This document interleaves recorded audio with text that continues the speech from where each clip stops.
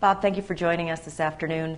The heretofore, most of the additive content was always professionally curated. MTV, in as much as it was the Wild West in the early days, it was still consciously programmed by folks like you and your peers.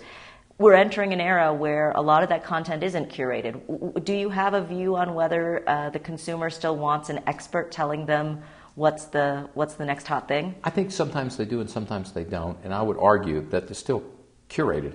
It's not being curated by somebody who's being paid. It may be a group of people curating in essence, because we tend to go to the most viewed, the most used, the top 10. So people are in their mass movement curating together as a group. Entertainment is both being professionally curated, although the best curators basically listen to people. In the case of Clear Channel, we spend probably over $100 million a year on all of our research, music research being an important component. Weekly, you're interviewing people about their music taste. Right. So it's not somebody with a golden gut saying, I've got it, I know what people want. It's people analyzing information flow the same way as if we were looking at the most searched or the most viewed or whatever on the internet and moving that to the top annually. It's interesting that iHeartRadio is now a brand, and probably for a certain population resonates more than the Clear Channel brand. I guess the first question is this a case of the tail wagging the dog? And the second is, tell me about why Clear Channel and iHeartRadio and specifically want to be in the live media business. Well, I think it is, if you look at Clear Channel and iHeartRadio, Clear Channel is our business brand. When we go talk to advertisers or people in the business world, we're Clear Channel.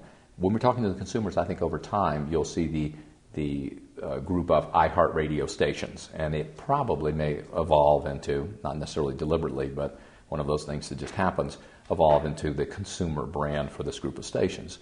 Now, the reason we're doing this music festival is, look, the last big thing I did was Live Aid, very involved in that. I mean, I had a headphone on that day and was actually out producing. And I know the impact of when you can get that critical mass of A talent together, magic happens, people want to be there. So we really look at the iHeart Radio Music Festival in Vegas in September 23rd and 24th, if you want to come, as a way to capture people's imaginations, focus the attention on iHeartRadio, and launch this product with a big bang. It's interesting, as you were talking, it occurred to me, obviously, Clear Channel has lots of local brands that the consumer identifies with, but iHeartRadio is a national brand. What are the implications for the company of having a national consumer brand? Does that give you interesting opportunities as a marketer? Does it give you interesting opportunities to aggregate listeners? Because again, radio has always been such a local business. Well, Clear Channel is, and the reason I invested in Clear Channel and came aboard was because I was fascinated that they're the only radio company that has a national platform. Right. Actually, if you take the radio stations together, what you have is national reach that exceeds any one of the television networks. It's bigger than the television networks by a meaningful amount. But yet we can still do local execution probably better than anyone else. And we own, not only we have syndicated stuff that goes on, that, like the networks we don't have total control over, but we own 850 stations in 150 cities.